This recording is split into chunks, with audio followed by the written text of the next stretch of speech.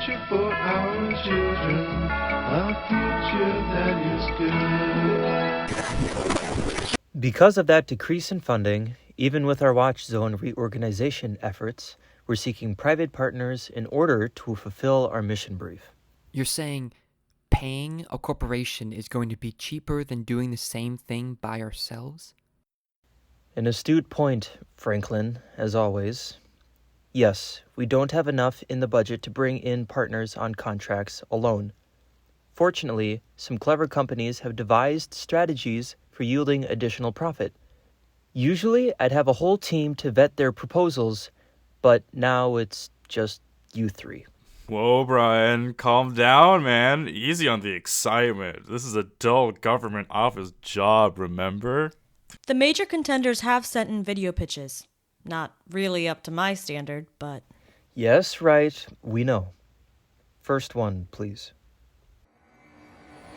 For many years, there was no scientific explanation for the sudden chill that shoots up your spine on a summer day, nor the heat in your chest that can erupt from joy or anger.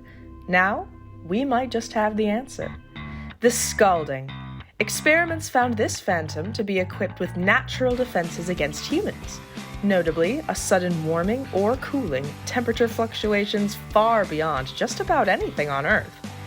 To give you the abstract summary version, we've devised a method for harnessing these fluctuations to extract energy. These creatures are currently only found in the upper Midwest, but our state-of-the-art shipping system will soon take them coast to coast. Just like that, America will be kept safe and kept warm in one fell swoop. That's the TerraCore way. I did note that, the ethics of this feel... well... I see where you're coming from, but no need to worry. These aren't, sentient beings, and we won't be, tormenting them. It'll be like milking cows. And Franklin said that the science is sound. I mean, we have methods for containing scalding, but they're not 100% reliable. We've seen the risks in transporting volatile things. But the tech is feasible. Technically, but... Good. That's the sort of thing I like to hear. On to the next one, Ishika. In an ever-uncertain world, bold new steps are needed to keep the American public safe.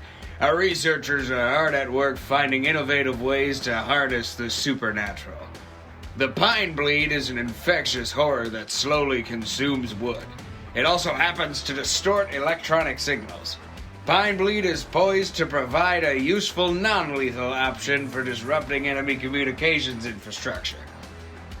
The howl is known for its distinctive calls that replicate the voices of those the listeners hold most dear. They're also loud as hell, and an effective way to clear disruptive citizens off city streets. The snitted are creatures that feed on enamel, ripping the teeth out of skulls. They can transform ground combat. While American operatives are shielded by high-tech mouthguards, foes would face an immediate non-lethal end to their resistance. Bulwark, where there's no such thing as too many ways to protect the American people. Now, before you say anything, Franklin, there's nothing in international law about the use of horrors in warfare. Yeah, no... I wasn't going to say anything, although, now that you mention it, what was the part about civilians? I wouldn't worry, man. This is military stuff, right? Right, which doesn't... Well, it also usually means it'll be police stuff sooner rather than later. Do you want it getting used in the States? Pros and cons, Franklin. Offsets and consequences. That's what we're doing here.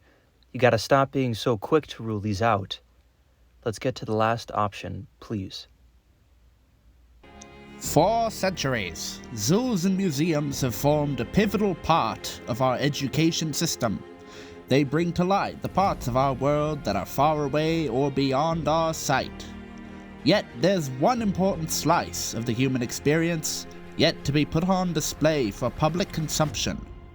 that being the supernatural horrors that stalk these lands. As part of our stewardship of Watch Zone facilities, Metnar Inc. would spawn and secure select horrors for display at Cursed Acres, the nation's newest, boldest family holiday destination. Who doesn't love a brush with that which they do not quite comprehend? Let kids face their fears and discover a love for the supernatural world, while parents get the thrills and chills that horror movies can't deliver anymore. All the while, the public will gain a newfound appreciation for the Department of Horror's tireless work. Cursed Acres. Who knew bringing fear to the public could be so much fun? I feel like there's a whole movie franchise about why this is a bad idea. Do we think it would have a year-round appeal? Seems like people would lose interest outside of, September through October 31st. I mean, it's not just a haunted house. Zoos do find year-round. I gotta say, I like the park. What you see is what you get. Less chance of, illicit hidden projects. Just a question for the group. Watch zones are ultimately about protecting communities and their homes. Do we think we can trust these companies to put public well-being over profit? I think they'll do their best to protect their investments, and therefore to protect the public. Surely it's better than nothing, right? I just worry that these solutions will stop us from actually solving the problems we're facing. We're choosing some disaster instead of a total disaster. Isn't our job to minimize risk? If this is the best we can do under our conditions, that's what we do. If this is the best we can do? I mean, underfunding watch zones is one thing, but consciously pumping these creatures into the world? What if that's more harmful than not doing anything at all? It'll be our job to make sure that it isn't. You're seeing in black and white, Franklin. I'm drawing lines in the sand. I do hear your concern. I really do. So, I'm proposing pilot programs with each of these partners. It'll give us and them a chance to see if we're getting our money's worth. All in favor? Aye. Aye. But if things do go as badly as Franklin seems to think they will, we shouldn't hesitate to cut ties. Excellent. Thank you both. Are we sharing these partnerships with the media? We will be, once we dot the I's and cross the T's. Press release, nothing fancy. Talk about technology, making people's lives more efficient. That sort of thing is very in right now. If Cursed Acres becomes reality, Bryan, I hope you're the first customer through those gates. Pal, I'll be getting the annual pass. Now, good work, everyone. Can't wait to watch this shit back when it leaks in a couple weeks. Have a restful weekend. Hey folks, I'm so excited to check in with you about this year's Smithbrell Township Shave-a-thon. First of all, we've been so enthused by the efforts made by our community to grow and shave the biggest beards possible, the longest locks, the most copious cuts. But as always, we need outside help, which means a little bit of motivation for you non-Smithbrellians. We're looking to do even better than last year and set a new world record for the largest ever rug woven entirely out of human hair. Now, many of you know that this drive is usually helped by a federal grant. Unfortunately, that department couldn't cover our funding this time around, so we're having to ask for a lot more. Now, we are almost already a third of the way to our goal, but it's imperative that you do all that you can to share this page and get that funding. And if we surpass that target, we're hoping to put on a small play next spring, all about the monsters that take the hair from your skulls and sometimes take your skull, too. Something that'll fill the little ones' imaginations and answer the whys before they're ready for the, grislier details. So thank you, genuinely, for all that you've already done. These are worrisome times, but we are stronger together.